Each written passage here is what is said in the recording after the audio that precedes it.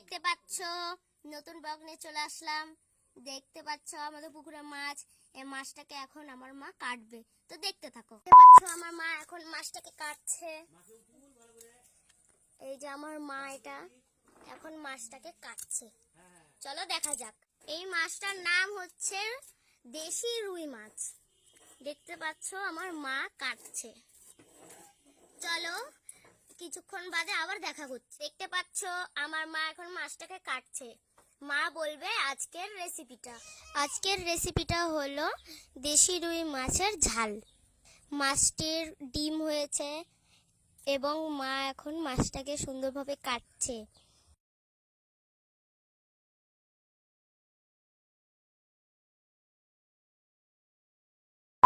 দেখতে পাচ্ছ আমার মা এখন রান্না করতে যাবে, চলো দেখা যাক।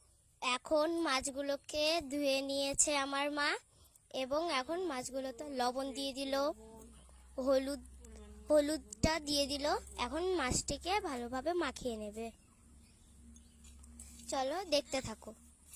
মা ভালো করে মাছটিকে মাখিয়ে নিল। মাখিয়ে নেওয়ার পর এখন মা কড়াইতে তেল দিয়ে দিল, আর একটু পরে মাছটিকে ছেড়ে দেবে। মাছটিকে এখন ছেড়ে দেবে মা, ছেড়ে দিল।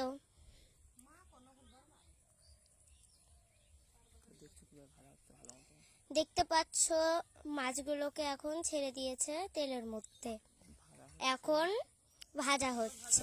মাছগুলো ভাজা হয়ে গেছে, এখন মাছগুলো তুলে নেবে। মাছগুলো এখন তুলে নিল। দেখতে পাচ্ছ একদম লাল করে ভেজে নিতে হবে মাছগুলো। এবার মা মাছগুলোকে সব তুলে নিল।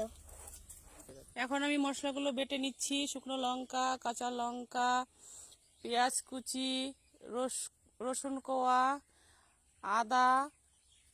এখন আমি ফোড়নে দিয়ে দিচ্ছি শুকনো লঙ্কা, তেজপাতা, গোটা জিরে। একটু লাল লাল করে ভেজে নিচ্ছি।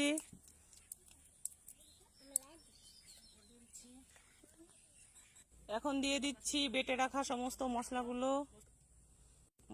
একটু লাল লাল করে ভেজে নেব, তারপর ঝোল দেব। দিয়ে দিচ্ছি পরিমাণ মতো হলুদ, দিয়ে দিচ্ছি একটু লবণ, একটু নেড়ে চেড়ে নেব। নেড়ে চেড়ে নেওয়ার পর লাল লাল হবে, তারপর ঝোল দিয়ে দেব। ঠিক আছে, এখন আমি মাছগুলো দিয়ে দিচ্ছি, তারপর নামিয়ে নেব।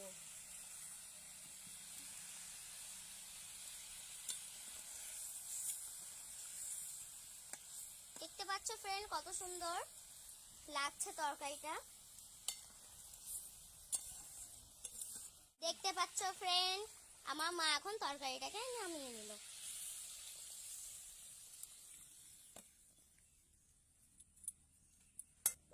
এখন শুধু টেস্ট করার পালা,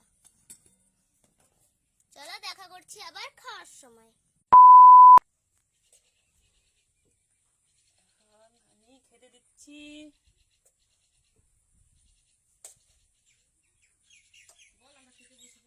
এখন আমরা এখন বলতে পারবি, পরে বলতে পারবি, যখন ইচ্ছে তখন।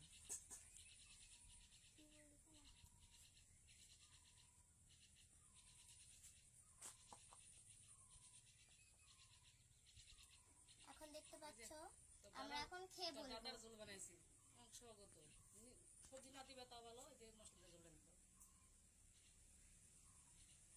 চলো খেয়ে দেখা যাক।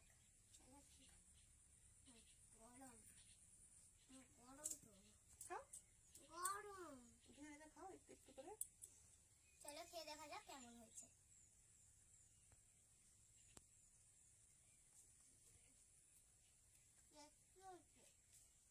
খুব টেস্টি।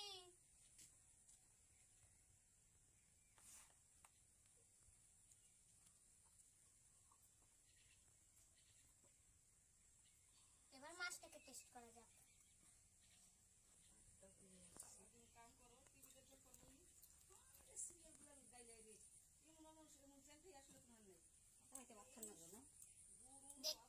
দেখতে পাচ্ছ অবশ্যই এই খেতে কেমন হয়েছে